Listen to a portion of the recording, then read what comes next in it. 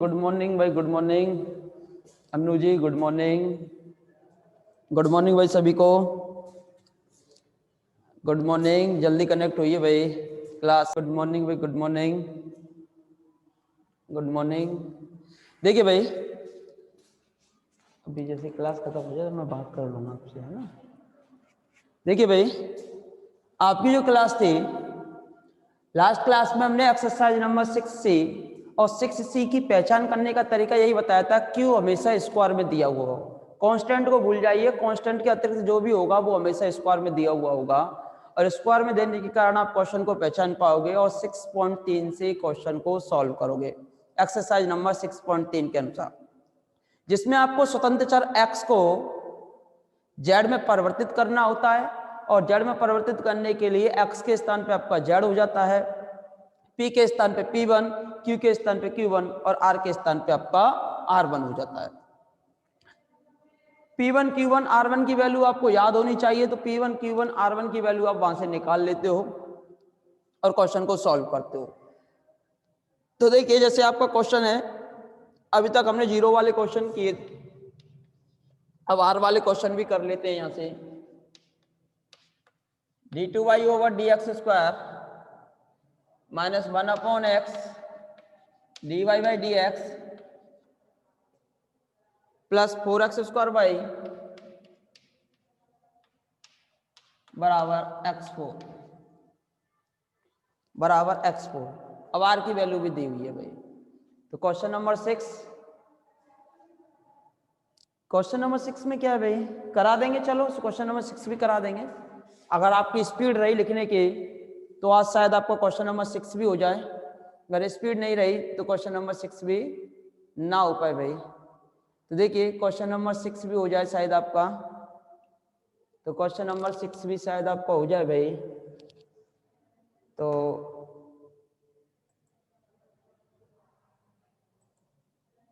Question number 6 भी शायद आपका हो जाए। तो देखिए, क्वेश्चन नंबर 6 भी शायद आपका हो जाए। इसके बाद देखिए भाई,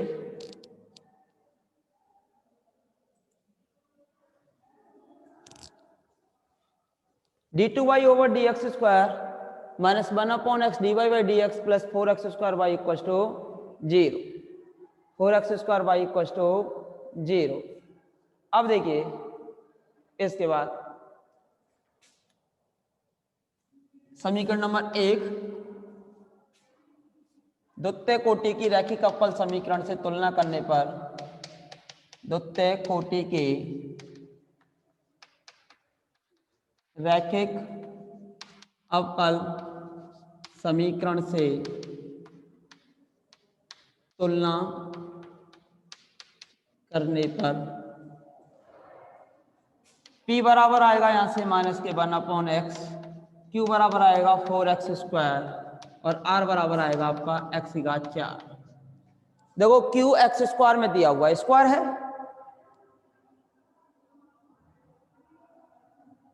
अंकित जी भी कह रहे हैं क्वेश्चन नंबर 6 करा दें। ठीक है, क्वेश्चन नंबर 6 कराएंगे, घबराइए नहीं, अभी क्वेश्चन नंबर 6 ही लेंगे। इसके बाद p की वैल्यू, q की वैल्यू और r की वैल्यू आपने निकाल ली भाई। अब क्या करोगे, स्वतंत्र चर x का, x को z में परिवर्तित करने पर साथ के साथ लिखा करो भाई, परिवर्तित करने पर समीकरण 1 का परिवर्तित रूप होगा,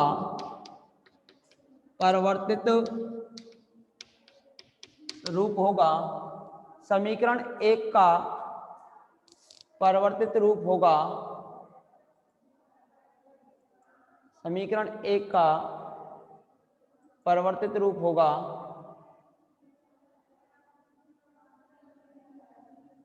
समीकरण 1 का परिवर्तित रूप होगा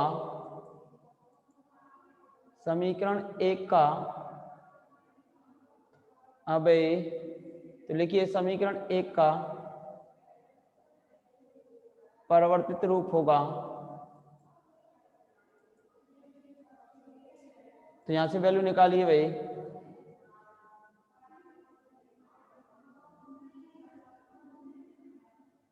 यहां से वैल्यू निकालिए, समीकरण 1 का परिवर्तित रूप होगा, तो x को z में परिवर्तित करने पर समीकरण 1 का परिवर्तित रूप होगा, x के स्थान पे आपका हो जाएगा z, x के स्थान पे आपका हो जाएगा भाई z, p के स्थान पे हो जाएगा आपका p1, q के स्थान पे हो जाएगा आपका q1 और r के स्थान पे हो जाएगा आपका r1। जहां p1 की वैल्यू d2z ओवर dx स्क्वायर plus p dz over dx upon dz over dx का whole square, value of q1 q upon dz over dx का whole square, value of r1 r upon dz over dx का whole square. अब हमने आपको बताया कि type से question solve करने, तो q1 का मान कितना मानना पड़ेगा आपको, एक्स स्क्वायर का गुणांक कितना है 4, तो माना z के मान के लिए, z के चयन के लिए माना q1 यानी कि q में जो गुणांक है 4 वो लेते हैं भाई।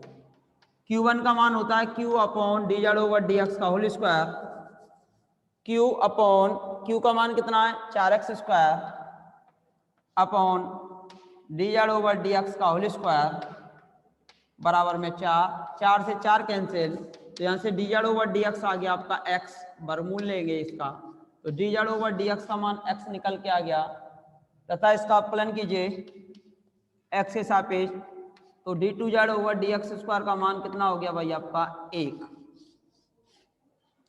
अब एक बार x के सापेक्ष आप अपकलन करोगे तो d2z ओवर dx स्क्वायर का मान आपका कितना निकल के आएगा भाई 1।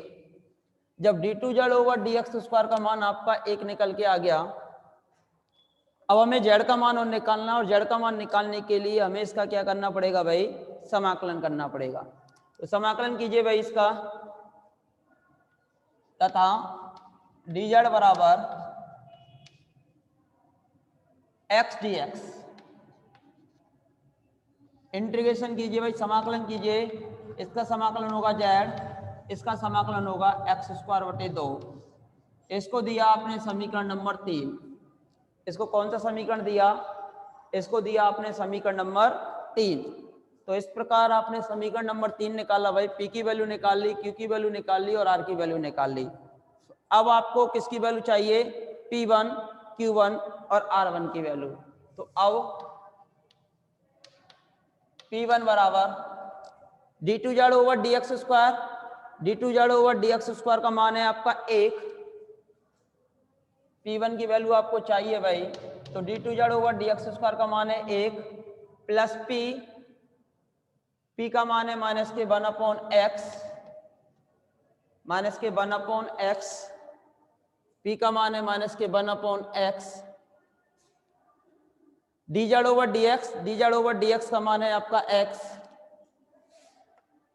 अपॉन dz ओवर dx का होल स्क्वायर, x से x कैंसिल और 1 से आपका 1 कैंसिल, बराबर में क्या आ गया 0। p1 का मान कितना निकल के आ गया भाई आपका 0, वैल्यू ऑफ p1 0। एंड इसी प्रकार q1 की वैल्यू आप निकाल ही चुके हो, r का मान x4 है, r1 का मान निकालो, r1 बराबर होगा r upon dz over dx का होल स्क्वायर, r का मान है x4 और dz ओवर dx का मान आया आपका x, इसका स्क्वायर, तो कितना आ गया x स्क्वायर। p1 का मान आ गया, q1 का मान आ गया और किसका मान आ गया भाई, r1 का मान आ गया। उपरोक्त मान समीकरण 2 में रखने पर, उपरोक्त मान 2 में रखने पर, तो ये समीकरण 2 दिया हुआ है भाई आपका, तो उपरोक्त मान 2 में रखिए भाई, d2y over dz square, value of p1 0, dy by dz, value of q1, value of q1, q1 कितनी मानी है आपने 4, और वैल्यू ऑफ r1 आई है आपकी x स्क्वायर। अब देखिए इस क्वेश्चन में ये वाई और जेड में है, ये वाई और जेड में है, ये वाई में, लेकिन ये एक्स में है।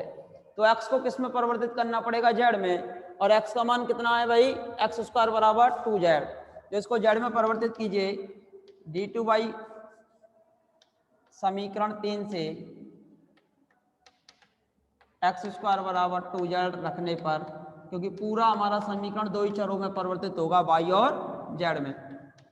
देयरफॉर इसलिए d2y ओवर dz स्क्वायर यहाँ से बचेगा 4y बराबर 2z, समीकरण नंबर 4, जो कि अचर गुणांकों का रैखिक अवकल समीकरण है, जिसमें आपको CF निकालना होगा और PI निकालना होगा, जो कि अचर गुणांकों का रैखिक अवकल समीकरण है, जो कि अचर गुणांकों का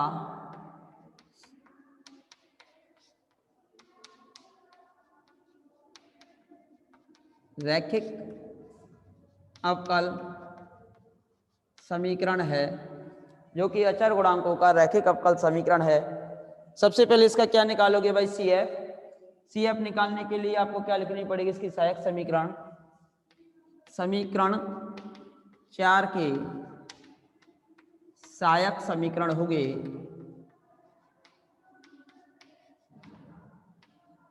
m स्क्वायर प्लस 4 बराबर 0। इसके मूल बताओ भाई कितने आएंगे? m बराबर प्लस माइनस 2 आयोटा। तो CF लिखिए भाई।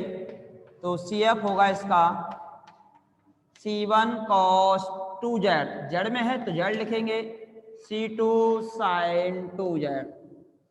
CF का मान आ गया C1 cos 2z, C2 sin 2z, समीकरण नंबर 5। अब क्या निकालोगे? इसका PI, पर्टिकुलर इंटीग्रल। तो PI निकालिए भाई अब इसका। अब PI पर्टिकुलर इंटीग्रल यानी विशेष हल, तो 2z में डिवाइड होगा किसका? d स्क्वायर प्लस 4 का। 2z में डिवाइड होगा d स्क्वायर प्लस 4 का।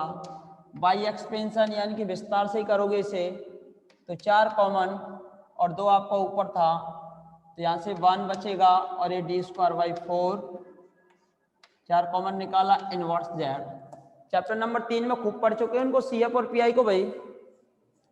ये 1/2, इसका इनवर्स खोलोगे तो माइनस के d square by 4 plus dot dot dot.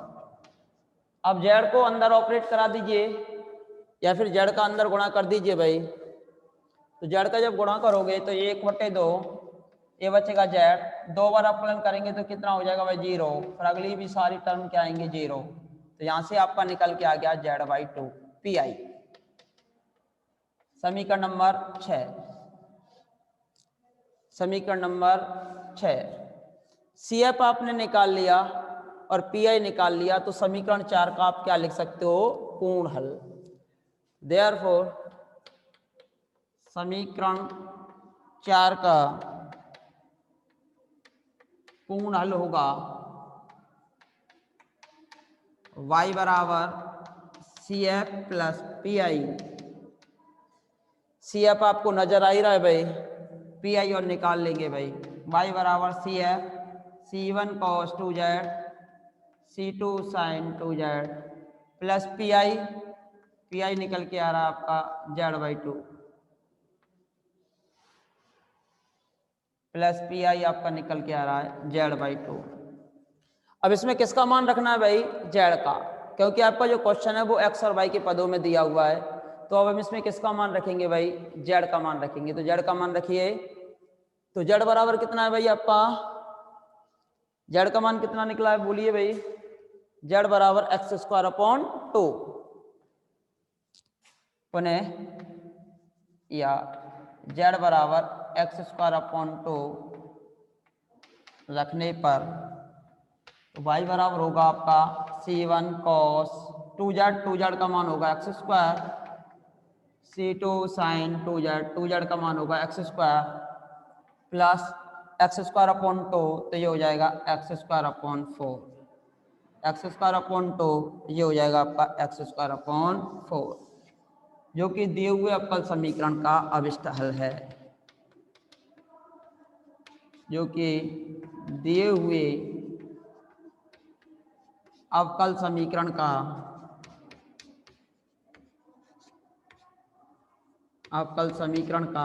अभिष्ट हल है, जो कि दिए हुए अवकल समीकरण का अभिष्ट हल है। तो देखिए भाई, कर लिया होगा आपने क्वेश्चन, आसान क्वेश्चन था, क्वेश्चन बहुत आसान था भाई।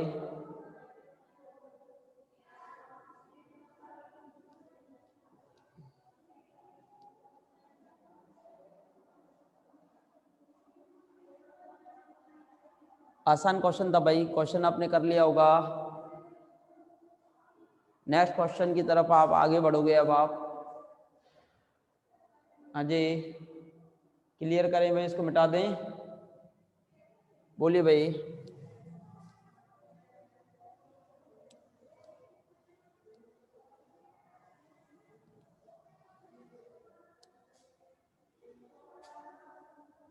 अब नेक्स्ट क्वेश्चन,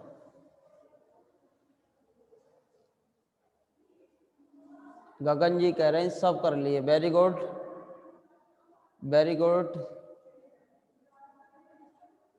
कपिल कुमार भी कह रहे हैं कि सब कर लिए, वेरी गुड, अच्छी बात है भाई, करने भी चाहिए।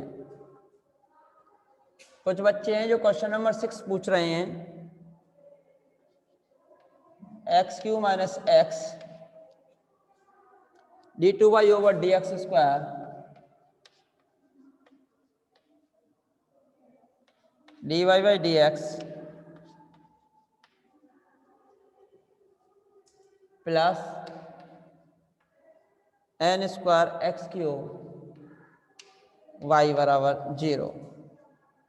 ये क्वेश्चन ही थोड़ा सा अलग है, बाकी सारे क्वेश्चन इजी हैं भाई आपके। सबसे पहले इसे डिवाइड करेंगे भाई, d2y/dx² x ये बचेगा, या x³ - 1 dy/dx, x³ से आपका एक x से आपका एक x कैंसिल हो जाएगा, तो ये बचेगा n² x² और ये बचेगा x² - 1। अब देखो, ये भी स्क्वायर, तो बाई इक्वल टू 0। ठीक है भाई, x³ - x, x कॉमन निकाला, एक x से एक x कैंसिल, x² - 1 बच जाएगा। जहां p बराबर अचर गुणांकों की तुलना करने पर, रैखिक अवकल समीकरण से तुलना करने पर, शॉर्ट में लिख रहे हैं भाई, आप लिख लेना, p बराबर हो गया आपके पास x³ - का x, q बराबर हो गया आपके पास n² x² अपॉन x² - 1 और r बराबर हो गया आपका 0। स्वतंत्र चर x को किस में परिवर्तित करोगे, z में। स्वतंत्र चर x को z में परिवर्तित करने पर समीकरण 1 का परिवर्तित रूप होगा। कीजिए भाई परिवर्तन, समीकरण 1 का परिवर्तित रूप होगा x change by z d2y/dz², p change by p1 dy/dz, q change by q1 by r change by r1, समीकरण नंबर 2। जहाँ p q r की वैल्यू आप जानते ही हो, यहाँ p1 बराबर d2z/dx² plus p dz/dx upon dz/dx का whole square, value of p1 and value of q1 equals to q upon dz/dx का whole square and value of r1 equals to r upon dz/dx का whole square. Any problem? p1 की value निकाल ली आपने, q1 की value निकाल ली और आपने r1 की वैल्यू भी निकाल ली। अब z के मान के लिए, z के मान के चयन के लिए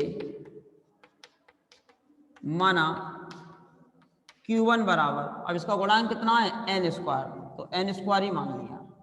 ठीक है भाई, Q1 बराबर n स्क्वायर, Q1 बराबर होता है Q upon dz over dx का whole square, Q upon dz over dx का whole square, Q upon dz over dx का होल स्क्वायर। तो Q कहाँ है, Q ये रहा n square x square upon x square minus 1, इसको उधर भेज दो, ये n square dz over dx का होल स्क्वायर, n स्क्वायर से n स्क्वायर कैंसिल, इसका वर्गमूल निकालो भाई, तो dz ओवर dx आपका निकल के आ गया कितना, आपका निकल के आ गया x upon under root x square minus 1। अब x के सापेक्ष एक बार अवकलन कर दो, लिख लिया भाई, x के सापेक्ष एक बार अवकलन कर देना और x के सापेक्ष एक बार समाकलन कर देना। समाकलन करोगे तो z की वैल्यू आ जाएगी और अवकलन करोगे तो x की वैल्यू निकल के आ जाएगी। तो कीजिए भाई,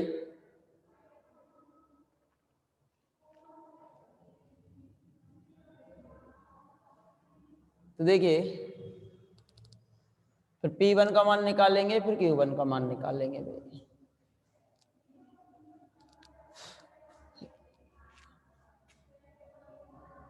अब d2z over dx square, u upon b वाला मेथड, तो नीचे का वर्ग u अपॉन b वाला मेथड, नीचे का वर्ग, नीचे का गुणा, ऊपर का अवकलन 1 माइनस ऊपर का गुणा, नीचे का अवकलन अंडर रूट का होगा 1 अपॉन 2 रूट एक्स, फिर अंदर का होगा एक्स स्क्वायर का कितना हो जाएगा आपका 2x। ठीक है भाई, इसे सॉल्व करो, एक्स स्क्वायर माइनस 1 लघुत्तम आएगा, तो ये बन जाएगा आपका एक्स स्क्वायर माइनस 1 और माइनस के 2x स्क्वायर, और नीचे बन गया आपके पास कितना, 2 से तो 2 कैंसिल हो गया, तो ये आपका हो गया एक्स स्क्वायर माइनस 1 माइनस के एक्स स्क्वायर, और ये हो गई एक्स स्क्वायर माइनस 1 और ये under root x square minus 1, यानी कि दोनों की पावर कितनी हो गई 3/2। इससे कैंसिल हो गया, तो ये आ गया माइनस के 1 अपॉन एक्स स्क्वायर माइनस 1 की पावर 3/2। ये जो वैल्यू है वो आ गई आपकी निकल के किसकी, d2y over d2z over dx square की, d2z ओवर dx स्क्वायर की वैल्यू निकल के आ गई। अब हम यहाँ से किसकी वैल्यू निकालेंगे, z की, तथा इंटीग्रेशन ऑफ dz, और यहाँ से कितना बचा हुआ x upon under root x square minus 1 dx। इसका समाकलन कीजिए भाई, इसका समाकलन कीजिए, इसका अवकलन कितना कहाँ प्रेजेंट है भाई ऊपर, तो मान के कर लीजिए भले ही, माना एक्स स्क्वायर माइनस 1 बराबर t, तो x dx बराबर हो जाएगा आपका कितना 1/2 dt, तो ये आएगा 1/2 dt, और ये अंडर रूट टी, तो अंडर रूट टी ऊपर जाएगा तो t की पावर माइनस के 1/2, t की जो पावर है वो जाएगी माइनस के 1/2 और ये dt। इसका समाकलन होगा माइनस 1/2 प्लस 1 अपॉन प्लस का 1, तो अंडर रूट टी अपॉन 1/2, 1/2 से 1/2 कैंसिल, तो यहाँ से z बराबर आ गया आपके पास कितना अंडर रूट टी, और t का मान कितना था under root x square minus का 1, समीकरण नंबर 3। अब किसकी वैल्यू आ गई भाई, z की वैल्यू निकल के आ गई। अब हम किसका मान निकालेंगे, Q1 का मान आप निकाल ही चुके हो n square, dz over dx का मान आपको पता ही है। अब हम P1 और R1 का मान निकालेंगे। अब P1 का मान होगा d2z ओवर dx स्क्वायर plus p dz over dx upon dz over dx का whole square. d2z over dx square का मान निकला ये माइनस के 1 अपॉन एक्स स्क्वायर माइनस 1 की होल पावर 3/2 प्लस p की जो वैल्यू निकली थी क्वेश्चन नंबर 6 में 1 अपॉन एक्स और एक्स स्क्वायर माइनस 1, ये तो थी एक्स क्यू माइनस का एक्स p की वैल्यू निकाल लिया आपने क्वेश्चन नंबर 6 में, और dz ओवर dx, और dz ओवर dx का मान कितना है आपका x upon under root x square minus 1, और dz ओवर dx का होल स्क्वायर, तो x square upon x square minus 1। देखो x से x कैंसिल, तो एक्स स्क्वायर माइनस 1 की पावर हो जाएंगी आपकी 3/2, ये भी 3/2, ये माइनस में प्लस में दोनों आपस में क्या हो जाएंगे कैंसिल, और p1 का मान कितना आ गया भाई आपका 0। अब p1 का मान 0 आ गया, अब हमें किसका मान रखना है r1 का, तथा r1 बराबर r upon dz over dx का होल स्क्वायर, और r की वैल्यू कितनी थी 0, तो ये कितना हो गया 0। r1 का मान 0 हो गया, p1 का मान 0 हो गया। p1 q1 r1 के मान हम कहाँ रखेंगे समीकरण नंबर 2 में। p1 q1 r1 के मान समीकरण नंबर 2 में रखने पर, p1 q1 r1 के मान समीकरण 2 में रखने पर उपरोक्त मान, यहाँ लिख रहे हैं भाई, उपरोक्त मान 2 में रखने पर समीकरण 2 का परिवर्तित रूप होगा, समीकरण 2 का परिवर्तित रूप होगा d2y over dz square, value of p1 0, value of q1 आपने मानी है n square y, value of r1 0, value of r1 हो गई आपकी 0। समीकरण नंबर 4 जो कि अचर गुणांकों के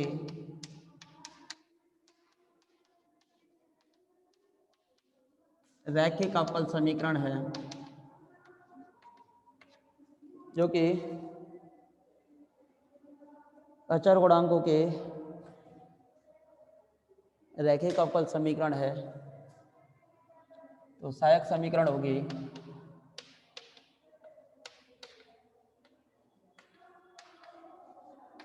सहायक समीकरण बोलिए कितनी होगी भाई,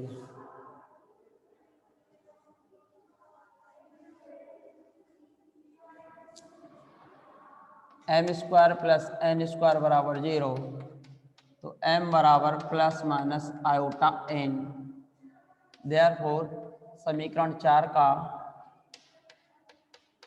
हल होगा, केवल CF निकलेगा भाई यहाँ से, तो C1 cos nz और C2 sin nz। समीकरण नंबर 5। अब किसका मान रखेंगे यहाँ से, क्योंकि हमारा जो आंसर है y और z में आया है, और हमारा जो क्वेश्चन था वो x और y में था, तो यहाँ से किसका मान रख देंगे z का मान। z बराबर under root x square minus 1 रखने पर रख दीजिए y बराबर C1 cos under root n under root x square minus 1 C2 sin n under root x square minus 1, जो कि दिए हुए अवकल समीकरण का अविष्ठल है। तो आसान क्वेश्चन था भाई, अवकलन और समाकलन तो आपको करने हैं, जो कि दिए हुए अवकल समीकरण का कैसा हल है भाई, अविष्ट हल है। तो इस प्रकार आप निकाल सकते हो भाई। अब नेक्स्ट क्वेश्चन कराने से पहले, अगला क्वेश्चन हम कराएं उससे पहले आप क्लास रिजॉइन करेंगे भाई। तो आप सभी से अनुरोध है कि आप क्लास रिजॉइन करेंगे।